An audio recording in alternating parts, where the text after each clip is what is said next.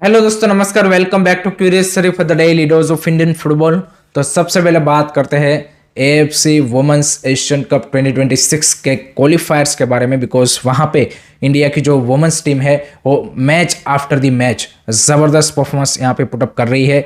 कल उन्होंने Timor Leste को 4-0 की यहाँ पे थ्रेसिंग दी है and it was another you can say कि complete performance from our side, जहाँ पे हमने क्लीन सीट रखी and overall a very good performance from our side, because Thailand ने भी तिमोर लेस्ते को 4-0 से ही हराया था। मंगोलिया से कंपेरेटिवली तिमोर लेस्ते ने थोड़ा सा आप बोल सकते कि डिफेंसिवली या फिर overall competitiveness wise better challenge किया हमको, but Manisha Kalyan again proves why she is the best Indian women's player at the moment। जिस तरह से उन्होंने जो 2 गोल मारे थे, it was really really quality goals and जिस तरह से ओवरऑल उनकी परफॉर्मेंस रही है, दैट शोज कि भाई जब आप कम्पिटिटिव लीग्स में खेलते हो तो आपका जो इम्प्रूवमेंट है वो क्लियरली भाई यहाँ पे विजिबल होता है and she is the difference maker in this match. Anju Tamang और उन सब ने no doubt supporting role play किया, प्यारी जाका हो गए या फिर लिंडा कॉम हो गए।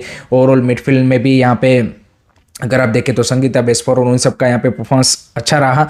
एक चीज़ जो ज़रूरी है यहाँ पे मेंशन करना वो ये है कि भाई हमारे लिए नो डाउट थाईलैंड वाला match will be the real test और वहीं से डिसाइड होगा कि हम एशियन कप क्वालिफाई करेंगे कि नहीं करेंगे। बट उससे पहले हमारे जो कंसर्निंग एरिया है उसमें डिफेंस अभी तक हमारा उतना कोई टेस्ट हुआ नहीं है, so that will be the one concerning area कि जो थाईलैंड के सामने और ज़्यादा यहाँ पे टेस्ट होगा एंड वहाँ पे हमारी बैकलाइन किस तरह से रिस्पॉन्स करती है, that will be really really crucial. On the other side Thailand ने भी कल इराक को 7-0 से हरा दिया है। तो अगर आप करंटली हमारे ग्रुप के टेबल की पोजीशन देखें तो India is sitting on top, लेकिन हमें जो 2 जुलाई को इराक के सामने मैच है उसमें हमें उनको बिग स्कोर लाइन से ही हराना पड़ेगा एंड तब जाके अगर आप थाईलैंड के सामने फिर ड्रॉ भी करोगे तो आपका भाई जीडी के पॉइंट ऑफ व्यू से जो सिनारियो बनेगा उसमें भी आपका चांस रहेगा, otherwise you have to beat Thailand, as simple as that. तो ये वाला सीन है एंड कल के मैच में हमने अपॉर्चुनिटी वहाँ पे मिस कर दी क्योंकि हम 4-0 से ज़रूर जीते, बट इस मैच को भी हम 5-0, 6-0, इवन 7-0 तक जीत सकते थे क्योंकि 3-4 भाई क्लियर कट चांसेस जो सिटर चांसेस है ना वो हमने मिस किए। एक अंजू तमांग ने मिस किया, एक प्यारी जाका ने किया, एक लिंडा कॉम ने किया। सो 3-4 ऐसे चांसेस थे कि जो गोल में कन्वर्ट होने चाहिए थे। तो थोड़ा सा फिनिशिंग को और थोड़ा सा यू कैन से कि क्लिनिकलिटी को भी हम यहाँ पे इंप्रूव कर सकते हैं। बट टीम में डेफिनेटली एक पॉजिटिव एनर्जी दिख रही है, कॉन्फिडेंस दिख रहा है, एक कमिटमेंट दिख रही है। तो that's the good sign and I think उसी के साथ अगर हम थाईलैंड के सामने चैलेंज रखेंगे then we have a chance. ऐसा नहीं है कि भाई बिल्कुल चांस नहीं है। I think this team now in you can say कि pick up a great momentum. So from that point of view मेरे को लगता है कि डेफिनेटली अगर हम इराक को एक बिग स्कोर लाइन के साथ हराते हैं देन थाईलैंड वाला मैच भाई जबरदस्त, यहाँ पे काफी क्लोज मैच होगा आई वुड से। लेट मी नो गाइस आपके क्या थॉट्स रहे, आपके क्या ओपिनियन रहे, कमेंट सेक्शन में जरूर बताइए। उसके अलावा अगर हम बाकी साफ कंट्रीज की बात करें तो उसमें भाई नेपाल ने भी कल लाओस को भाई 9-0 से भाई पहला है। तो नेपाल इज अनदर साफ कंट्री की जो भाई यहाँ पे उनकी वुमेन्स टीम बढ़िया कर रही है एट द मोमेंट एंड उन्होंने भी भाई एएफसी क्वालिफायर कैंपेन की जबरदस्त शुरुआत की है। उनकी भी जो स्टार प्लेयर है सांबा सबित्रा भंडारी ने यहाँ पे यू कैन से की हैट्रिक मारा and perfect start for them. So उनकी भी भाई जबरदस्त शुरुआत हो चुकी है। उनके ग्रुप में उनका चैलेंज है उज्बेकिस्तान, अगर वो उज्बेकिस्तान को हरा देंगे तो Nepal also have a chance to qualify for the Asian Cup. दूसरी साइड बांग्लादेश ने भी भाई अपने कैंपेन की जबरदस्त शुरुआत की है एंड अपने से हायर रैंक बहरीन को उन्होंने 7-0 से पहल दिया है।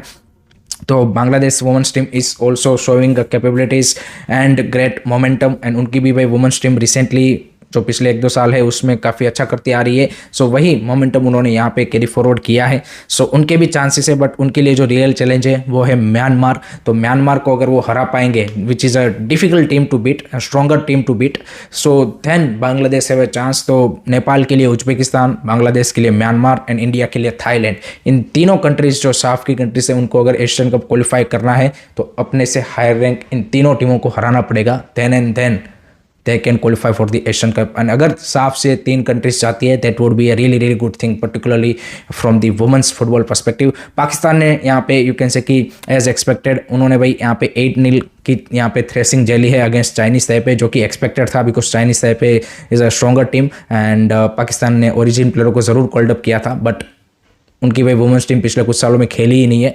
So what can you expect, Sri Lanka भी मैच हार चुकी है। सो ओवरऑल साफ कंट्रीज में अगर आप देखें तो नेपाल, बांग्लादेश एंड इंडिया के लिए अच्छा दिन था एंड लेट होप सो कि साफ से ज़्यादा कंट्रीज एशियन कप में क्वालिफाई हो, ताकि हमारा जो साफ रीजन है उसका जो वुमेंस फुटबॉल है एटलीस्ट वो तो कॉम्पिटिटिव बन पाए। मेंस फुटबॉल तो हम सबको पता है कि क्या हालत है। आप क्या सोचते हो इन सब के बारे में? कॉमेंट सेक्शन में अपने ओपिनियन ज़रूर बताइएगा। नेक्स्ट उसके बाद बात करनी है FPAI अवार्ड्स की, यानी कि football player association of India के जो अवार्ड्स है उनका अनाउंसमेंट हो चुका है, जहां पे बेस्ट मेंस प्लेयर का अवार्ड मिला है सुनील छेत्री को इस साल के लिए, वुमेंस का मिला है प्यारी जाका को, एंड बेस्ट यंग प्लेयर का अवार्ड मिला है Brison Fernandes, best I league player of the year का अवार्ड मिला है एडमंड लेलरंदिका को, बेस्ट कोच का मिला है खालिद जमील को। So those are the deserving winner and compare to AIFF awards, I think this FPAI awards has I would say कि मोर credibility, because इसमें भाई आपके जितने भी एक्टिव प्लेयर्स है वो सारे वोटिंग करते हैं। ऐसा नहीं है कि भाई यहाँ पे AIFF की तरह कुछ गिने चुने लोग चूज कर लेते हैं। So I think this more fair awards to give, and I think deserving candidates gets the award for this year's performance. आपके क्या ओपिनियन है बता देना कमेंट्स में। लास्ट में बात करते हैं भाई फीफा क्लब वर्ल्ड कप के बारे में, बिकॉज अब फीफा क्लब वर्ल्ड कप का एक्साइटिंग फेज स्टार्ट हुआ है क्वार्टर फाइनल राउंड ऑफ 16 से। ग्रुप स्टेज में उतना ज़्यादा हमें एक्साइटिंग मैचेस नहीं देखने को मिल रहे थे, बट अब जो है वो काफ़ी इंटरेस्टिंग मैचेस देखने को मिल रहे हैं। एंड कल PSG वर्सेस इंटर मियामी जो मेसी की टीम है उसके बीच में मैच खेला गया, जहाँ पे PSG ने जो कि UCL विनर है उन्होंने 4-0 से इंटर मियामी को हरा दिया। दैट वाज एक्सपेक्टेड, बट क्योंकि मेसी खेल रहा था against his former team and Messi ने भाई इंटर मियामी को यहाँ तक पहुँचाया था, and first ever American side to, इससे पहले जिन्होंने यहाँ पे बीट भी किया था यूरोपियन साइड को। तो from that point of view यहाँ पे लोगों को भाई मेसी को देखना था, एंड आई थिंक ये जो फीफा क्लब वर्ल्ड कप है उसके वो एक हाईलाइट भी थे। एंड नो डाउट भाई एक प्लेयर से तो आप मैच जीत नहीं पाओगे, और पर्टिकुलरली UCL विनर जैसी टीम को तो आप हरा नहीं पाओगे। बाकी जो प्लेयर थे इंटर मियामी के वो उतने भाई यहाँ पे उस स्टैंडर्ड के उस लेवल के दिखे नहीं, but PSG is you can see putting up a great performance again and again। And दूसरी साइड यहाँ पे बायर्न म्यूनिक ने भी अपना जो मैच है राउंड ऑफ 16 का अगेंस्ट फ्लेमेंगो वो 4-2 से जीत लिया है। So that means quarter final में भाई हमें PSG वर्सेस बायर्न म्यूनिक देखने को मिलेगा। That would be a big match in the you can see की FIFA Club World Cup in quarter final. Chelsea already quarter final में पहुंच चुका है।